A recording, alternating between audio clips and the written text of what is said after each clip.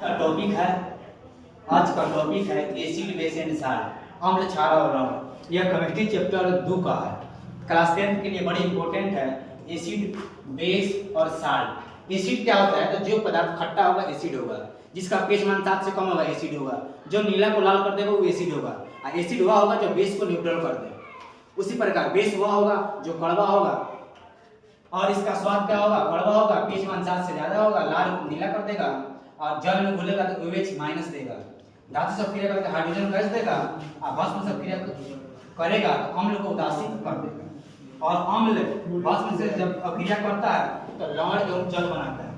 Salt वह होता है जिसका pH मान 7 से कम होता है।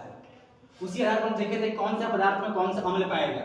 तो नींबू और संतरा में सिट्रिक, सिरका और अचार में एसिटिक, अंगूर इमली में टार्ट्रिक, बैटरी और तेजाब में सल्फ्यूरिक, दही में लैक्टिक, मधुमक्खी के डक में फॉर्मिक और मेथनोइक दोनों, टमाटर और पालक में ऑक्सैलिक, मक्खन में न्यूट्रिक और अमाशय में हाइड्रोक्लोरिक और आंवला और प्याज में एस्कॉर्बिक। उसी आधार पर हम देखे थे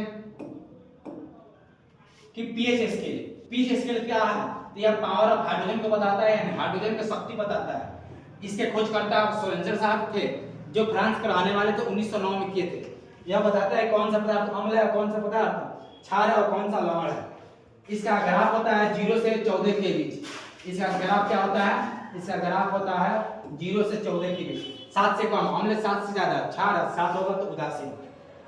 इसी आधार पर लाल का pH मान 6.5, सिरका 3, टमाटर 4.1, शराब 2.1, दूध 6.6, आंसू 7.4, पेशाब 6, अम्ल वर्षा 5.6, जल 7, आमाशय 1, नींबू होता है 2-4।